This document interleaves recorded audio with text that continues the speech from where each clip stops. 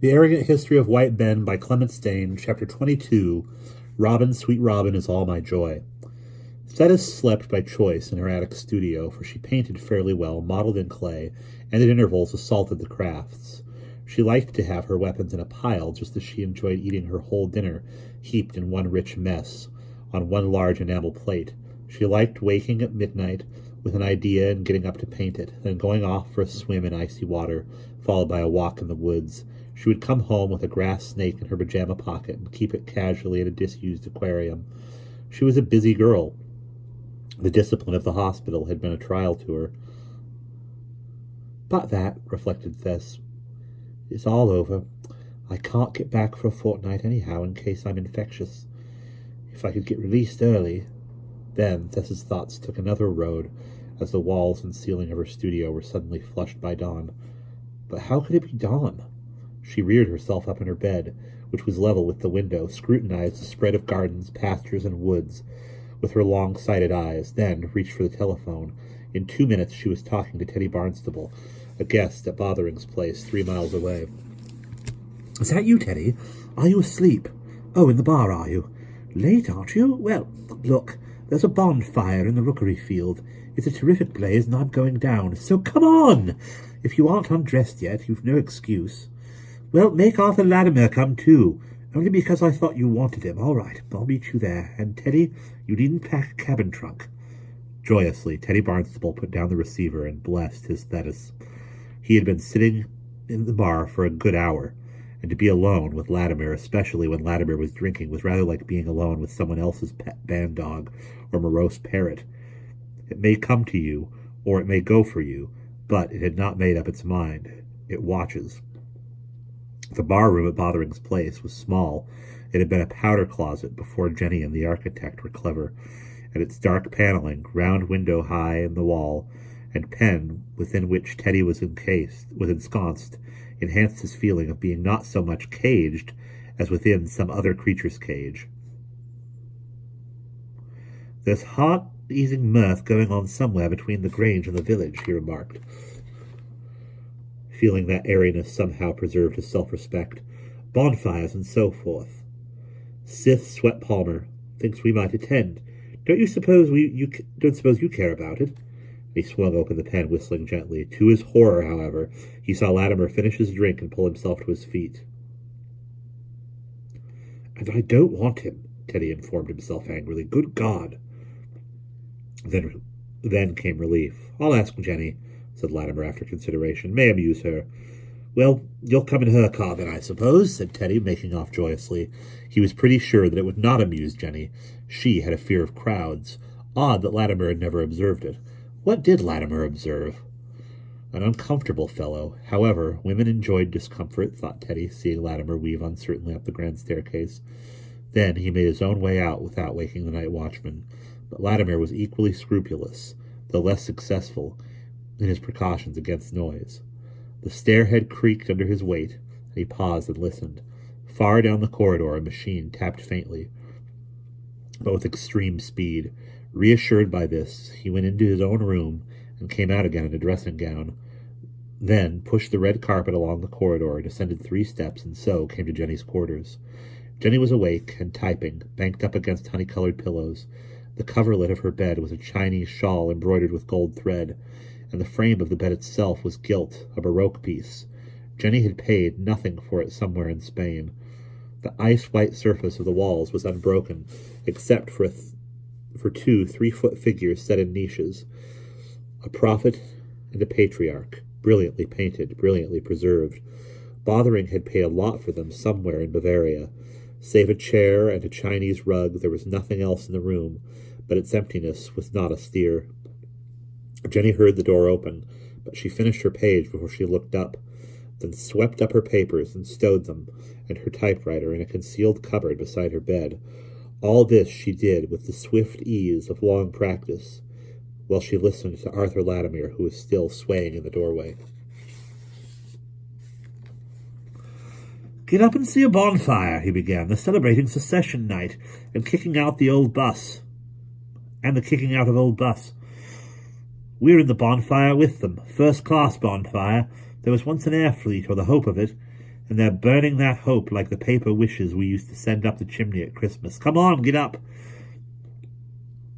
Come out with me and see our souls burn. Teddy Barnstable's gone already. Jenny leaned back on the pillows, her arms under her head. Her black eyes were expressionless. She said very gently, Damn Teddy Barnstable. Why do you want to sit drinking with Teddy Barnstable? Without answering, he pulled to the door behind him with a slam. Came across the bed and stood looking down at her. You promised me you wouldn't start drinking again. Something to do. Oh, don't lie. It's because you've no more patience than a child. Why wreck your nerves just because? Because what? Because, she shifted in the bed to make room for him, there's been a slight, very slight, temporary setback. He laughed as he lay down beside her. The secession is a slight setback. That's good. He could not manage the sibilance. Oh, be comfortable, dear, she said. And at that, with a dog's sigh, he dropped his head upon her round shoulder and worried into it while she looked down at his black hair. The light, said he. She shaded the lamp for him, but she did not put it out, and had a horror of the dark, even with a living creature in her arms. Crowds, darkness, death. There was no end to her fears. For a while they lay quiet. Then he said, Jenny. Yes, my darling. Now that all this is off, it isn't off. Listen to me. I'm in the mood for talking. I'm going to China, I think. Don't be a fool. Yes, I am. I have to let myself be held. Yes, I am. To have let myself be held for so long. Luxury, dirt, dreams. You're my opium den. But the same offer's still open, I heard today. I shall go next week, next month. Soon. I'm demobilized. Genghis Khan. Has the new tomb never been looted? Do you know? If I find it, I'll send you golden necklaces. Oh, Jenny, I'm really going. I'm sick of it here. I want space to fly in. You can't move in this country. There'll be customs between England and Wales next, you see. If we'd won the war, we might have had a free Europe, but as it is, kiss me goodbye, Jenny, for I don't want you with me where I'm going. Not that you'd come, would you now? Now listen, Arthur. I don't want to listen to you. You don't mean a word that you're saying. Don't I? Oh, Jenny, Jenny. And he began to kiss her. Her nightdress tore at the shoulder. And she, the neat, had a pang of irritation. Then, deliciously, the irritation became pure pleasure. Who cares? She said luxuriantly. What? Turn on the damn light. Or turn out that damn light. Who cares? The light hasn't eyes. Turn it out. I know. I hate black night. Blind flying, that's right. Turn it out. No. Oh, my Jenny, do something. Do sometimes as I say. Don't I always? She still lay stubborn. Then he stretched over her, caught the lamp, and fumbled with it till it fell, still alight, onto the floor. Oh, don't be like this, Jenny struggled with him, straining after the lamp cord, but he would not let her touch it. As he wrenched her back into his arms and she resisted him, with the panting cries of laughter and anger, a bell pinged sharply in their ears. That's bothering. Let me go, Arthur. Don't you hear? That's Bothering's bell. He held her fast. Do you hear me? I've got to go. He wants to discuss something. You know what he is. Don't be a fool, Arthur. It's my job. I've told you I have to go when he wants me, cried she, wrestling with him, tugging at his fingers, trying to bend them backwards to breaking point. Will you let me go, please? God, Arthur, what a swine you are. Look, darling, you're not going to China. All sorts of big things are going to happen first. Bus is on the warpath, can't you see? So am I, but give us time. Give us at least a few weeks to reconstruct in. It begins tonight. Didn't you feel it at Angela's? Wireless across the table, private receiving sets. Have you no extra senses? Now let me go. No, please, darling. You don't know how strong you are. You hurt. I hate being hurt. Arthur, let me go. Suddenly he was bored and let her. She flung off his arms, whipped out of bed, slid into the dressing room, and reappeared 2 minutes later, neat as a wasp. She came back to bed, caught up her pad, bent down and kissed him, and was gone. Arthur Latimer lay where she left him, listening to the renewed shrilling of the bell, and, when it stopped, suddenly, to the silence charging the room, Jenny was gone for the rest of the night. He knew those conferences. She would come back, not haggard, but with the varnished look of fatigue upon the high color and plump modeling of her face. She would be a little staccato, and her mouth would be full of promises. Promises, always promises, thought Arthur. Anything to keep me hanging about. I'd much better take the China job. Then, at least, I'd be free. Then I can kill myself in my own way without Jenny watching. God, when my crash comes, I don't want to die in Jenny's arms. Jenny. Jenny's a drug. No, she's not even that. Jenny's my longing for sweets when I was 8 years old. Suddenly he saw, as if he were standing in front of it, the counter of the little Blackheath shop. His father stood behind it, cutting up a slab of pink nougat. The very taste of it was fresh in his mouth.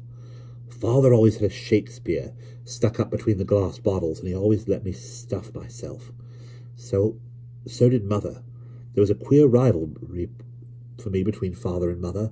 She always hated his books.